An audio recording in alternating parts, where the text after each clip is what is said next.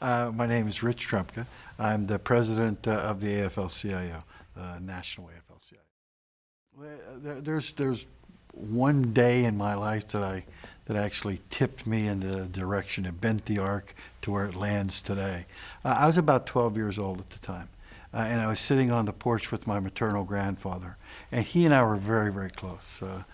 He took a great interest in me. The miners were on strike, and I asked him at that time, what can I do to help miners? Because it didn't seem fair to me. And we were always getting the short end of the stick. We were never getting ahead. Every time we'd start to get ahead, something would happen. And so I said, what can I do? And he said, well, look around you. Who are the people around you that can help people the most? And the first thing I said was politicians. And he went, like he was going to backhand me, but he didn't. He goes, no, think. And I said, lawyers. And he goes, that's right. If you really want to help miners, get yourself a law degree, and then you can actually help miners. And it was that day that actually sort of put me on the path to where I went through and ended up at today. Yeah, it was, to the extent a strike can be good, because they're always tough. That one turned out, quite well. We had a company who wanted to break not only the pattern, but wanted to take away health care from our retirees and our widows. Our credo has always been cradle to grave. We take care of our members from cradle to grave.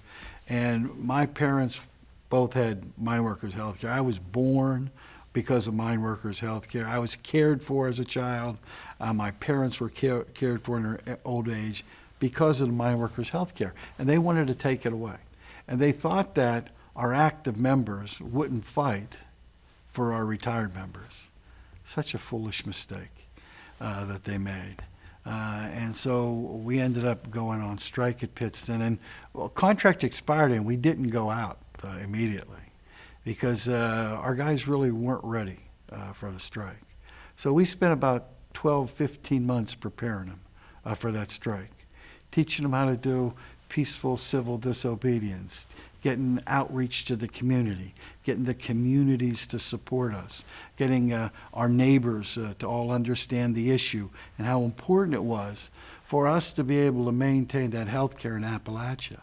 Because at one time, our goal in the Mineworkers was to bring health care within 25 miles of all of our members.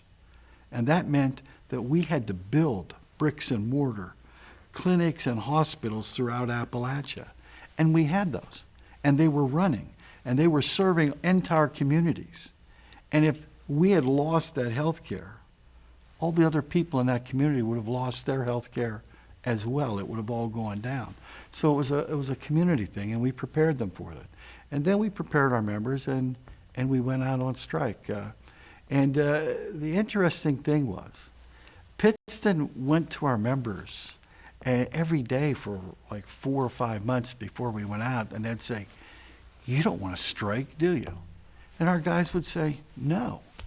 I mean, who wants to strike? Nobody wants to strike. But they didn't ask the second question. That's a false choice. Because, look, everybody, there's not a difference between big government or little government. What you want is efficient government. A government that meets the needs of the workers. And the question becomes, or should become, I think, what is the economy here for? Is the economy here to serve the people? Or are the people here to serve the economy? I think that's part of the debate. And we're going to try to make that part of the debate in this election. I mean, I hope the election doesn't degenerate to who tied their dog to the top of the roof as it has so far, but what policies do you stand for? What are your ideas to create an economy that really does work for everybody, not just the very rich? They'll do well no matter what happens.